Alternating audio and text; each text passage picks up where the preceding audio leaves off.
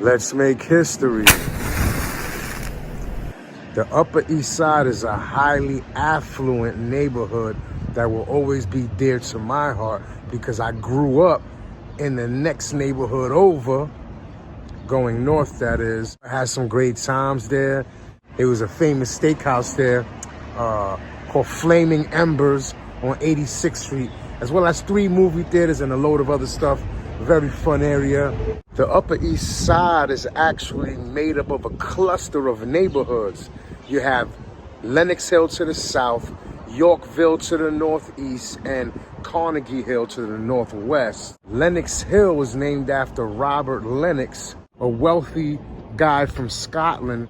He built a big mansion which was known as Lenox Hill. Then the surrounding areas acquired the name as well. That was in the 1800s. In the 1900s, the early 1900s, with the building of a Lenox Hill Hospital, that brought many doctors and medical professionals to the neighborhood.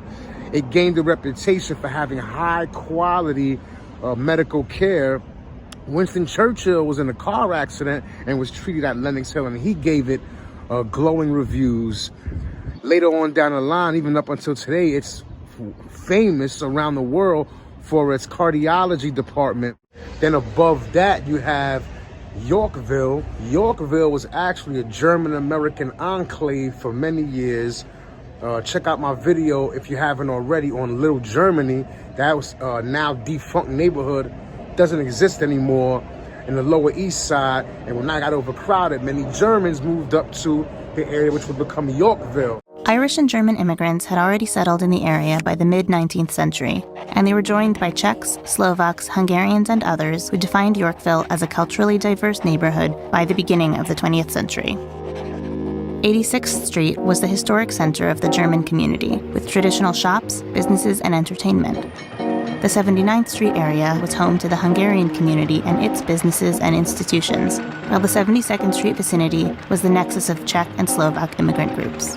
In the 90s, on the western edge of the Upper East Side, you have a very small neighborhood named Carnegie Hill, named after Andrew Carnegie. He was one of the most wealthiest men in America at one point.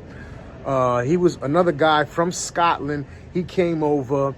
He grew up poor, actually. Hard-working guy, had a very good work ethic, and when he got to America, he moved to Pittsburgh and became a key figure in the steel industry, became a tycoon, knocked Rockefeller out of the box for wealthiest man in America. Rockefeller, another person who did not come from wealth, grew up poor, working class. Even though Andrew Carnegie wasn't a New Yorker, he had a mansion built on 91st and 5th Avenue. Let me know what you think in the comments. Subscribe to Will Flores TV on YouTube. Follow me on TikTok, Instagram, and X.